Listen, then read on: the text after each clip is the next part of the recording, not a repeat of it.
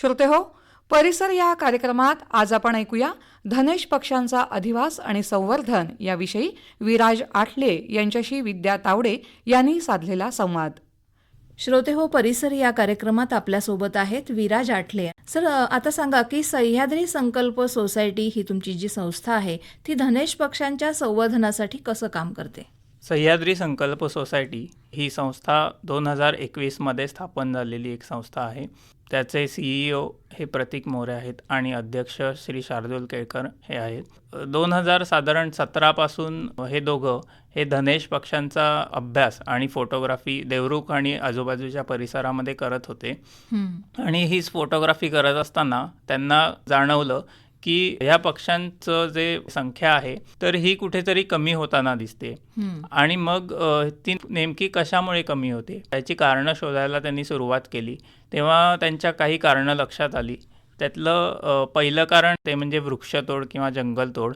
या पक्ष्यांचा जो मुख्य अधिवास आहे तर तो ही सदाहरित जंगलं आहेत किंवा देवराया आहेत. जिथे मोठमोठी चांगली झाडं असतील तिथे त्यांना मुबलक प्रमाणात फळं उपलब्ध होतील.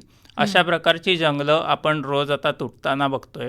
आणि अधिवास नष्ट होणं हे या पक्ष्यांच्या मुळावर आपल्याला उठलेलं बघायला मिळतं. दुसरं कारण असं लक्षात आलं की या पक्ष्यांचा जो विणीचा हंगाम आहे तर त्याच्यामध्ये सुद्धा आपल्याला आजकाल क्लायमेट चेंजमुळे बदल झालेला दिसून येतोय. तर ह्या कारणांमुळे त्यांचा जो विणीचा हंगाम आहे हा पण कुठेतरी डिस्टर्ब झालेला आपल्याला दिसतो. तिसरं कारण सांगायचं झालं तर त्यांचं खाद्य आहे, नैसर्गिक खाद्य, त्याची उपलब्धता कुठेतरी कमी होताना आपल्याला दिसून येते.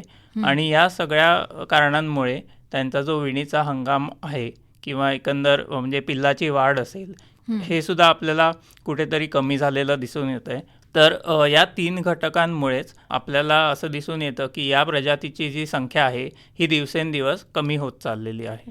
पण मग या धनेश पक्ष्यांचं संवर्धन आणि त्यांची जसं तुम्ही म्हणालात की संख्या कमी होत चालली ती वाढवण्यासाठी काय करता येईल? सर्वप्रथम आम्ही ही संख्या वाढवण्याच्या दृष्टीने आम्ही त्यांचा अभ्यास करण्याचं ठरवलं. तर याच्यासाठी आम्ही वेगवेगळ्या टेक्नॉलॉजीचा पण आधार घेतला. आज आपल्याकडे solar based CCTV camera systems पण आहेत की ज्याच्यामार्फत आम्ही त्यांच्या घरट्यांचा अभ्यास करतो.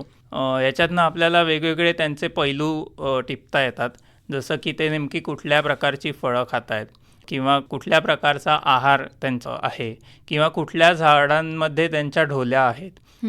या सगळ्याचा आम्ही अभ्यास या सगळ्या टेक्नॉलॉजीचा वापर करून असेल तो करतो. दुसरी गोष्ट म्हणजे मगाशी सांगितलं की धनेशांना आपण जंगलाचे शेतकरी असं जे म्हणतो तर त्यांच्या विष्ठेमधनं ज्या काही बिया गोळा होतात त्याचा पण आम्ही एक डेटाबेस तयार केलेला आहे आणि त्याचा पण आपण अभ्यास करतोय. नेमकी कुठल्या प्रकारची फळं आहेत किंवा ती आपल्या भागात किती प्रमाणात अवेलेबल आहेत या सगळ्याचं पण आपल्याला हे कळतं.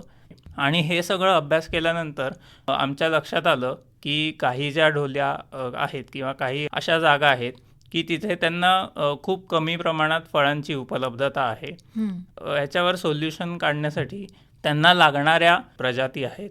ह्या प्रजाती जर का निसर्गामध्ये परत लावल्या तर त्याच्याद्वारे भविष्यात त्यांना कुठेतरी खाद्य निर्मिती आणि ज्या काही ढोली आहेत या निर्माण होतील आणि त्याद्वारे मग त्यांच्या संवर्धनात आपण हातभार लावू शकतो. तेव्हा श्रोतेहो, या धनेश पक्ष्यांच्या संवर्धनाविषयी आपण अधिक जाणून घेणार आहोत उद्याच्या भागात. नमस्कार.